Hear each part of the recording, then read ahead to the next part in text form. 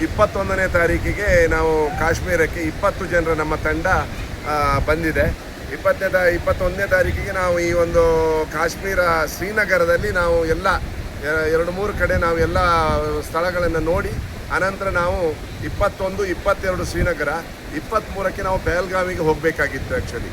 ಆದರೆ ದುರದೃಷ್ಟವಶಾತ್ 22ನೇ ತಾರೀಕಿಗೆ ಈ ಘಟನೆ ನಡೆದದ್ರಿಂದ ನಾವು ಆ ಒಂದು ಪಹಲ್ಗಾಮಿಗೆ ಏನು ಹೋಗ್ತಾ ಇದ್ದೇವೆ ಆ ಕಾರ್ಯಕ್ರಮವನ್ನು ಕ್ಯಾನ್ಸಲ್ ಮಾಡಿ ಇವತ್ತು ಸೋನಾಮಾರ್ಗಿಗೆ ಹೋಗ್ತಾ ಇದ್ದೇವೆ.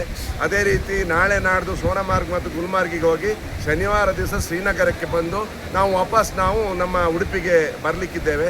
ಬಹಳಷ್ಟು ನಿನ್ನೆಯ ಒಂದು ಘಟನೆ ಬಿಟ್ಟರೆ ಈಗ ಬಹಳಷ್ಟು ಭದ್ರತೆ ಕೂಡ ಬಹಳಷ್ಟು ಹೆಚ್ಚಳ ಮಾಡಿದ್ದಾರೆ. ಪ್ರವಾಸಿಗರಿಗೆ ಯಾವುದೇ ಸಮಸ್ಯೆ ಇಲ್ಲ. ನಾವಂತೂ 100ಕ್ಕೆ 100ರಷ್ಟು 20 ಜನರ ತಂಡ ಸುರಕ್ಷಿತವಾಗಿ ನಾವು ಇದ್ದೇವೆ.